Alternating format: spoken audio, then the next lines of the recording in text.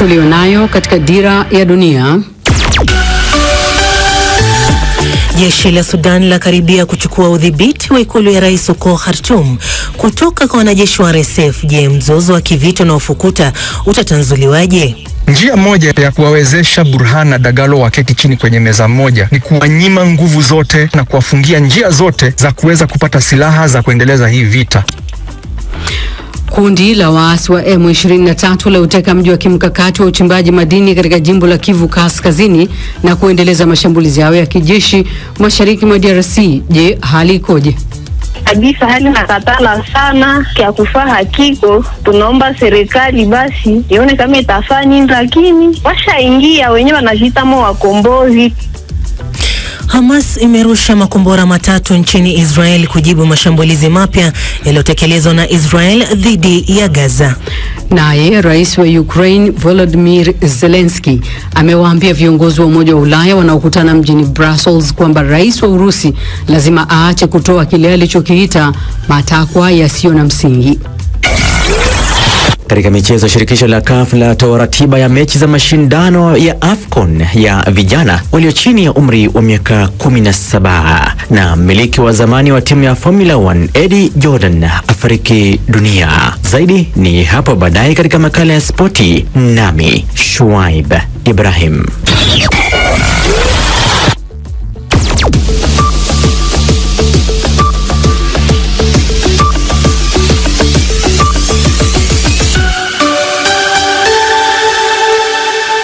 Lakini kwanza ni taarifa za habari na mie Isabella Mwagoni. Hamas imerusha makombora matatu nchini Israel kujibu mashambulizi mapya ya Israel dhidi ya Gaza. Israel waliweza kuzuia kombora moja na kuna aliyeumia. Wizara ya afya inayosimamiwa na Hamas imesema takriban wa Palestina 600 wameuawa katika siku 3 za mashambulizi ya Israel. Wakati huo jeshi la Israel linasema limeanzisha operesheni ya ardhini karibu na Beit Lahia kaskazini mwa Gaza, huku ikiendelea na mashambulizi yake dhidi ya Hamas. Wapalestina wameonywa kutotumia njia kuu kati ya kaskazini na kusini mwa eneo hilo. Shirika la ulinzi wa raia wa Gaza linasema mashambulio ya anga yamesababisha vifo vya takriban watu 70 tangu usiku wa manane. Rais Zelensky amewaambia viongozi wa Ulaya kwamba Vladimir Putin anatoa matakwa yasiyoweza kutimizwa ili kurefusha vita vya Urusi dhidi ya Ukraine. Amekuwa akitoa muhtasari kuhusu mazungumzo yake ya hivi punde na Rais Trump kwa kiongozi wanaohudhuria mkutano wa kilele wa Umoja wa Ulaya. Rais Trump amependekeza kuwa Washington ichukue udhibiti wa kinu cha nyuklia cha Zaporizhzhia kinachoshikiliwa na Urusi. Alipoulizwa kuhusu pendekezo hilo katika mkutano wa pamoja na waandishi wa habari na waziri mkuu wa Norway huko Oslo, Rais Zelensky amesema mtambo huo wa kuzalisha umeme ulikuwa na ungesalia wa Ukraine. Viwanda vyote vya nguvu za nyuklia ni vya watu wa Ukraine. Hii ni mitambo ya nyuklia inayomilikiwa na serikali, sio mali binafsi nchini Ukraine. Tunazalisha nishati ya joto na nishati ya kijani kwa ushirikiano wa sekta binafsi. Hiyo inaeleweka kabisa, lakini kizazi cha nyuklia ni cha Ukraine na Zaporizhzhia inayomilikiwa kwa muda mfupi. Mtambo wa nyuklia wa Zaporizhzhia ni mali ya mkoa huu wa Zaporizhzhia kwa upande wa nyuklia. Waziri Mkuu wa Ethiopia Abiy Ahmed amesema kuwa nchi yake haina dhamira kuanzisha vita na nchi jirani ya Eritrea kwa lengo la kufikia bahari ya Shamu. Kauli zake za mwaka 2023 kuwa kupatiwa nafasi ya kufikia bandari ya bahari Shamu kuwa ni swala ambalo halina mjadala ilizua wasiwasi iwapo Ethiopia ilitaka kudhibiti pwani hiyo kwa nguvu. Maelezo zaidi na Steha Mohamed. Maoni ya Abiy katika bunge siku ya Alhamisi yalijiri wakati kulikuwa na hofu ya mahasimu hao wa zamani kuhusika tena katika mgogoro mwingine. Waziri mkuu huyo wa Ethiopia amesema suala la bandari ya bahari ya Sham iliyopo Tigray linapaswa kujadiliwa kwa njia ya kidiplomasia itakayoleta faida kwa nchi zote mbili. Hata hivyo, alisisitiza kuwa majadiliano kuhusu bandari haipaswi kuwa mwiko na kwamba kanuni za kimataifa zinaunga mkono wazo kwamba mataifa makubwa yanahitaji upatikanaji wa bahari. habari. Vita vya wenyewe kwa wenyewe vilivyodumu kwa miaka miwili ambavyo vilisababisha maelfu ya watu kupoteza maisha vilimalizika mwezi Novemba mwaka 2022, lakini baadhi ya makubaliano ya mkataba wa amani yameanza kuyumba huku wanasiasa wa Tigray wakitofautiana. Unaendelea kusikiliza taarifa ya habari kutoka idhaa ya Kiswahili ya BBC. Meya wa jiji la Istanbul anayeshikiliwa Ekrem İmamoğlu ameitaka mahakama ya Uturuki kuchukua msimamo dhidi ya kukamatwa kwake, jambo ambalo anadai kuwa lina msukumo wa kisiasa. Meya İmamoğlu ambaye ni mpinzani mkuu wa Rais Erdogan aliwekwa kizuizini jana Jumatano, siku chache kabla ya chama chake cha Republican People's Party kumtangaza rasmi kuwa mgombeaji wake kwa uchaguzi wa urais wa mwaka 2028. Anashtakiwa kwa ufisadi na kusaidia shirika la kigaidi. Katika chapisho la mtandao wa kijamii baada ya kukamatwa, alihimiza umma kusimama kwa umoja dhidi ya uovu. Maandamano yote ya umma yamepigwa marufuku kwa siku 4, ingawa wanaharakati wanaopinga serikali wanasema wanapanga mikutano zaidi. Na kundi la wataalamu huru wa Umoja wa Mataifa linasema kuwa serikali ya Belarus imefanya ukiukaji mkubwa wa haki za binadamu dhidi ya raia wake tangu mwaka 2020 ili kuendeleza uongozi wa Rais Alexander Lukashenko. Ripoti hiyo inasema hatua za serikali ya kukomesha juhudi za upinzani zimekiuka haki za ubinadamu. Ripoti hiyo pia imesema wanaume na wanawake waliokuwa kizuizini walikuwa wakiteswa, kupigwa shoti za umeme na vitisho vya ubakaji. Ripoti hii ya Umoja wa Mataifa wamesema maelfu ya wanasheria, wanahabari na wanaharakati wamelazimika kuhamia Belarus. Hii ni BBC. Taarifa kuu za habari za dunia zimesomwa na Isabella Mwagodi kutoka studio zetu mjini Nairobi. Unasikiliza matangazo ya Dira ya Dunia kutoka idhaa ya Kiswahili ya BBC. Matangazo haya yanasikika kupitia Milele FM na mwa Kenya ni West FM. Kwa Tanzania matangazo haya unaweza kuyapokea kupitia Radio 1 na Radio Free Africa kule Mwanza, na nchini Jamhuri ya Kidemokrasia ya Kongo unaweza kutusikiliza kupitia Radio Muungano kule Beni. Pia unaweza kuyapokea matangazo yetu kwenye internet katika bbcswahili.com ama kupitia ukurasa wetu wa Facebook, andika BBC Swahili. Hivi leo uko na Regina Mziwanda nikiwa katika studio zetu mjini Dar es Salaam, Tanzania, na mwenzangu ni Sarafina Robi akiwa studio zetu Nairobi nchini Kenya. Na msikilizaji, karibu, na Sarafina Robi, karibu pia. Asante sana Regina. Na msikilizaji, tukianza ni kuwa televisheni ya taifa la Sudan imearifu kwamba jeshi linakaribia kurudisha udhibiti wa ikulu ya rais huko Khartoum, huku mapigano makali yakiendelea kati ya vikosi vya jeshi na RSF katika mji mkuu Khartoum. Kumekuwa na taarifa za mashambulizi makali ya mabomu na mashambulizi ya angani usiku kucha. Leila Mohamed ana maelezo zaidi.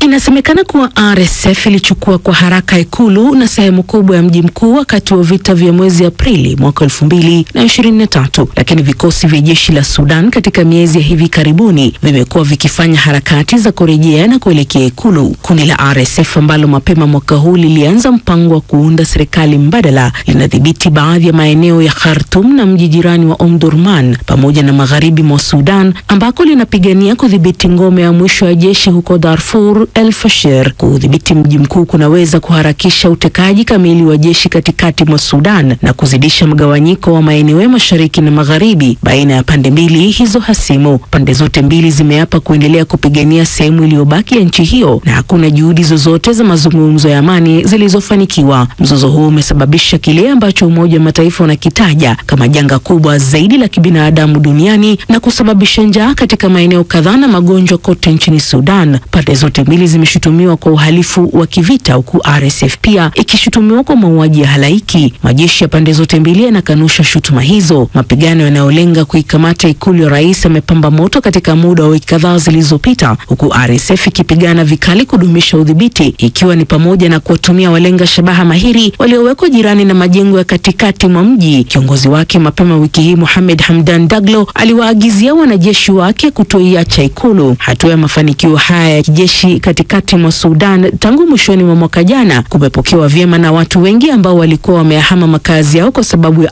RSF ambayo imekuwa ikishutumiwa kwa kuendeleza uporaji na mauaji ya kiholela na kuteka nyumba na vijiji. RSF inakanusha madai hayo na kusema wahusika wa madhila hayo watafikishwa mahakamani. Naam, kufuatia taarifa hiyo ya Leila Mohamed, awali nimezungumza na Dr. Edgar Githua, mchambuzi wa masuala ya kidiplomasia na vita, nikitaka kufahamu juu ya mgogoro unaoendelea kati ya jeshi la Sudan na RSF ambao unazidi kufukuta huku kukiwa na habari za jeshi kufikia makazi ya rais huko Khartoum. Hii inamaanisha nini kwa msingi wa mzozo huu?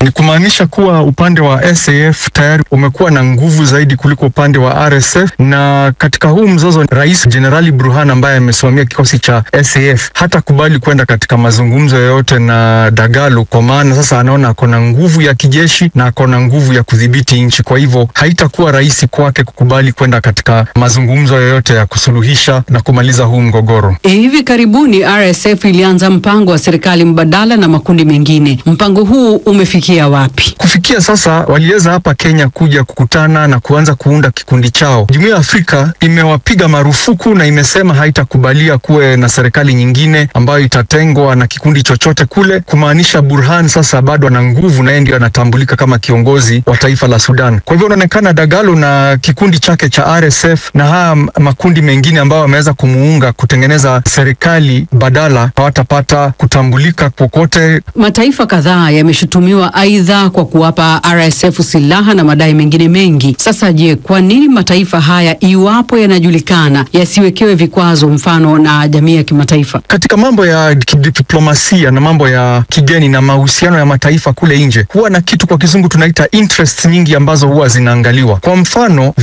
Kenya ilikubali RSF wakuja waunde serikali yao ya badala hapa. Kenya ingekuwa tayari nchi ambayo imewekewa vikwazo na imewekewa masharti makali. Alafu tena mataifa mengine ambayo yanamuunga Dagalo mkono, mataifa kama United Arab Emirates, taifa kama Libya, kuna Jenerali Khalifa Haftar pale, bado hawajawekewa vikwazo, kwa sababu kusuluhisha mzozo kama huu hauanzi tu na vikwazo kwanza. Mataifa kama yale utakuta kuwa watapigiwa masimu, wataongeleshwa, alafu polepole hata bila kuwa na matangazo mengi wacha kumpatia Dagalo nguvu ama zile silaha ambazo wanamuuzia, ama kujaribu kumnyima Dagalo ile nguvu ambayo anatafuta. Kwanza wataanza na Dagalo mwenyewe, kama wanajua makaunti zake za fedha, wafunge hizo njia za fedha. Mataifa ambayo yanampatia silaha yaongeleshwe, ajikute kuwa hawamwambii hawatampatia, lakini hawampati kwa haraka. Ni kitu delicate na ni complicated sana, sio rahisi sana kutumia vikwazo kuwafukuza marafiki zake. Mzozo huo umesababisha kile ambacho Umoja wa Mataifa unakiita kama janga kubwa zaidi la kibinadamu duniani. Kuna njaa, kuna magonjwa kote nchini Sudan. Pande zote mbili zimeshutumiwa kwa uhalifu wa kivita, huku RSF pia ikishtakiwa kwa mauaji ya halaiki. Iwapo hayo yote yanajulikana, mbona bado inakuwa kama ulimwengu umesahau watu wa Sudan hivi? Kufikia sasa ni watu karibu milioni 8.5, milioni 9 ambao wametoka kwenye makao yao, wamekuwa wakimbizi, na ni jambo ambalo hakika ni la kuhuzunisha. Jambo kubwa ni kuwa duniani sasa kuna mizozo mingi ambayo inaendelea. Ukweli wa mambo ni kuwa mizozo ambayo inafanyika katika bara la Afrika haitiliwi maanani kama mizozo ambayo inafanyika upande wa Arabuni ama upande wa kule Russia na Ukraine, na kwa sababu wanaotoa hii misaada ni kikundi kidogo sana. Kwa hivyo utakuta wanatoa msaada kule Ukraine, wanatoa msaada kule Gaza, wanatoa msaada kule Sudan. Utakuta kuwa Afrika haipewi kipaumbele. Huo ndio ukweli wa mambo. Vita ambavyo vinafanyika katika bara la Afrika havitiliwi maanani kama vita ambavyo vinafanyika kule nje. Kwa hivyo sasa ni maombi kuwa Umoja wa Afrika ichukulie hili jambo na ijue tusitegemee wageni kutoka nje waje watuletee msaada. Pande zote mbili zimekataa kuketi meza moja na kujaribu kuafikiana. Sasa hatma ya watu wa Sudani ni kama vile imekushaamuliwa kwamba vita ni vita tu. Hapa tunaweza kutanzua vipi mzozo huu? Mzozo huu kuisha kabisa ni vikwazo viwekwe dhidi ya Jenerali Burhan anayesimamia SAF na dhidi ya Dagalo, na tayari Dagalo tumewekewa vikwazo vikali, lakini ni kama havimshtui. Kwa sababu ya nini? Anapewa nguvu nguvu na jenerali kutoka Libya anaitwa Khalifa Haftar. Huyo ndio anayempatia silaha za kupigana. Njia moja ya kuwawezesha Burhan na Dagalo waketi chini kwenye meza moja ni kuwanyima nguvu zote na kuwafungia njia zote za kuweza kupata silaha za kuendeleza hii vita. Tukikata hizi mifereji yote ya kuleta silaha za vita, wataishiwa na nguvu za kivita, wataishiwa na silaha na italazimika waende waketi kwenye meza moja, ingawaje Jenerali Burhan ameapa kuwa hataketi kwenye meza moja na Dagalo, haswa hivi sasa jeshi lake linavyozidi kupata nguvu na kumnyang'anya Dagalo maeneo katika huu mzozo. Haitakuwa rahisi, lakini njia ni kutumia nguvu kumlazimisha Burhan aketi kwenye meza na Dagalo. Naam, ni Dr. Edgar Githua, mchambuzi wa masuala ya kidiplomasia na vita, akizungumza na mwenzangu Regina Mziwanda kufahamu zaidi kuhusu mgogoro unaoendelea kati ya jeshi la Sudan na RSF. Habari kuu jioni hii ni pamoja na jeshi la Sudan la karibia kuchukua udhibiti wa